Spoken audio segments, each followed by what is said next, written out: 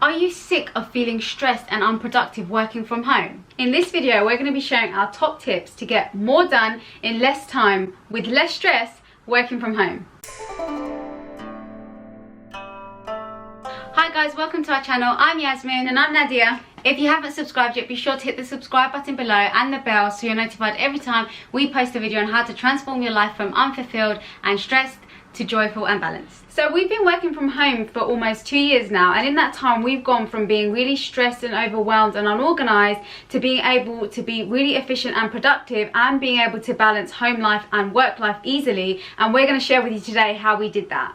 So our first tip is to create a different space for work and rest. So space really does matter. So try to create a space or room specifically designated to working, and then another space or room specifically designated to resting and unwinding. What this does is it helps you create this association with the space you're in, so it makes it easier to transition from work to rest and then rest to work. So for example, if you have a designated space for resting, during your breaks or when you have your breaks or at the end of the day, when you go to that designated space, you'll find it easier to switch off and unwind because you associate that place with rest. So you create that sort of separation from your workspace and your rest space, so you find it easier to switch from one to the other. So once you've done that, the next tip is to clear up your space.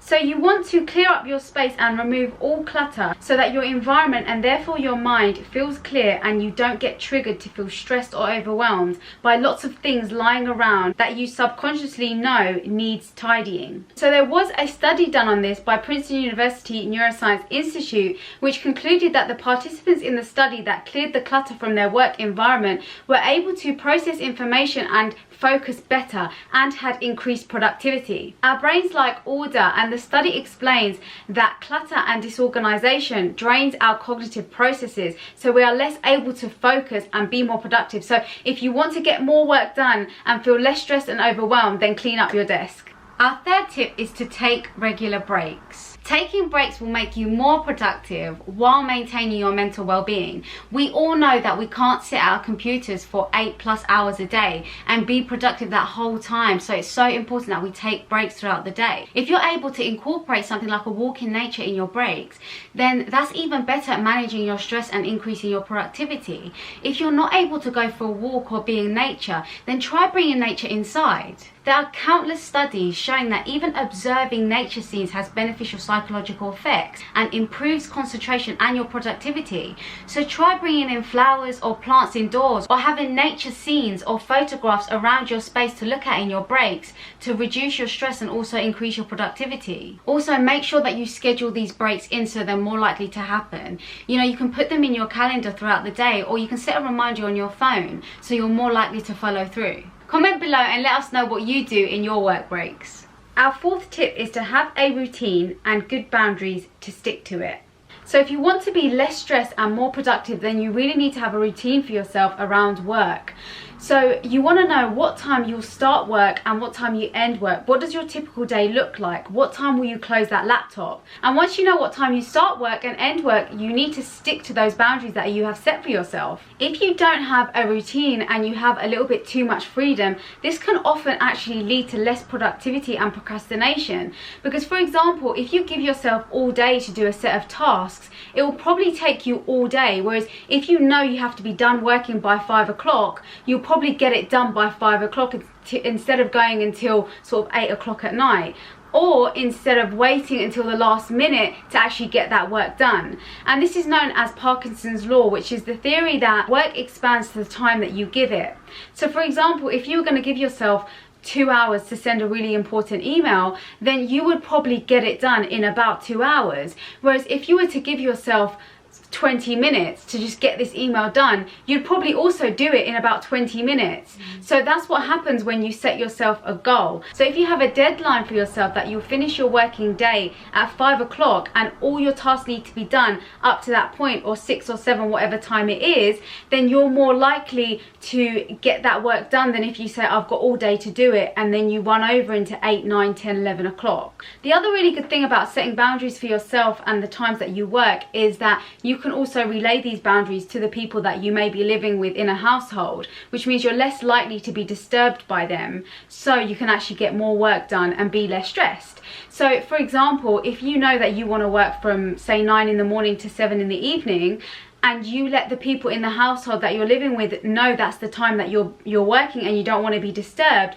then they're less likely to disturb you than if you don't really have a schedule. And the most important part about all of this is really when you set your boundaries, to have the self-discipline to stick to those boundaries. So if you said to yourself you're going to stop working at a certain time, it's to actually stop working at that time and have that routine, because it can become a really slippery slope. If you work sort of 30 minutes after that time you've set for yourself one day, then the next day you may work 40 minutes after or an hour after, and then you'll just completely wipe out the routine. And then you also have the risk, if you're tempted to keep on working after the deadline you've set for yourself, you'll have the risk of getting burnt out and overworked, and then that will just in the long run lead to a lot less productivity when you need to overcome that burnout. And just one last point on this that might be helpful for you: it may be really helpful if when you finish your work day, you have something that you do that triggers your mind to know that the work day is over and you can go into rest and relaxation mode, and you can sort of switch to your personal life.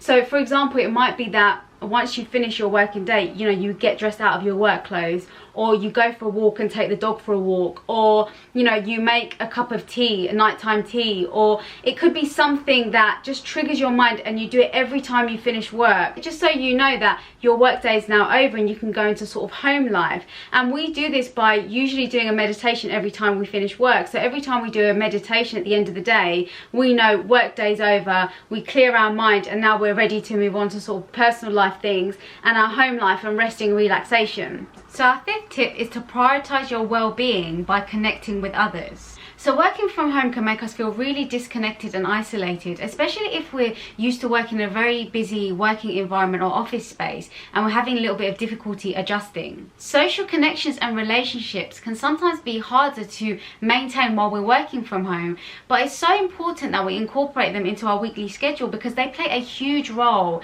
in managing our stress and our mood. So make an effort to find ways to connect with friends or colleagues throughout the day, even if it's through technology, for example, a call with a friend in your lunch break or a Zoom call with a colleague. Because although this seems minor and like more work to do throughout your day, it can have such an impact at uplifting your mood, reducing your stress and keeping away those feelings of loneliness. The final tip is to take the pressure off.